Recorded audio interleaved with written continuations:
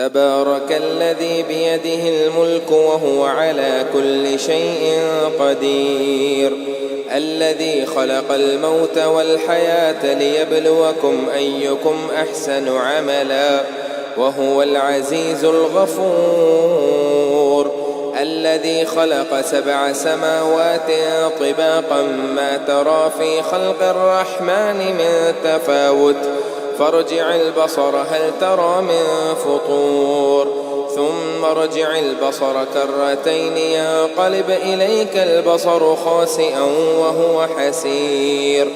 ولقد زينا السماء الدنيا بمصابيح وجعلناها رجوما للشياطين وأعتدنا لهم عذاب السعير وللذين كفروا بربهم عذاب جهنم وبئس المصير إذا ألقوا فيها سمعوا لها شهيقا وهي تفور تكاد تميز من الغيظ كلما ألقي فيها فوج سألهم خزنتها ألم يأتكم نذير قالوا بلى قد جاءنا نذير فكذبنا وقلنا ما نزل الله من شيء إن أنتم إلا في ضلال كبير وقالوا لو كنا نسمع أو نعقل ما كنا في أصحاب السعير فاعترفوا بذنبهم فسحقا لأصحاب السعير إن الذين يخشون ربهم بالغيب لهم مغفرة وأجر كبير وأسروا قولكم أو اجهروا به إنه عليم بذات الصدور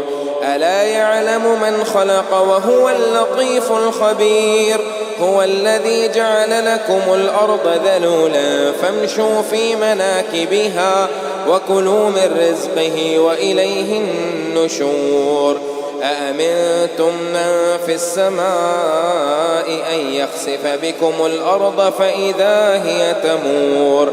أم أمنتم من في السماء أن يرسل عليكم حاصبا فستعلمون كيف نذير ولقد كذب الذين من قبلهم فكيف كان نكير أولم يروا إلى الطير فوقهم صافات ويقبضن ما يمسكهن إلا الرحمن إنه بكل شيء بصير أمن هذا الذي هو جود لكم ينصركم من دون الرحمن إن الكافرون إلا في غرور أمن هذا الذي يرزقكم إن أمسك رزقه بل لجوا في عتو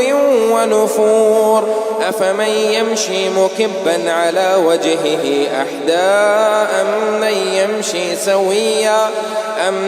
يمشي سويا على صراط مستقيم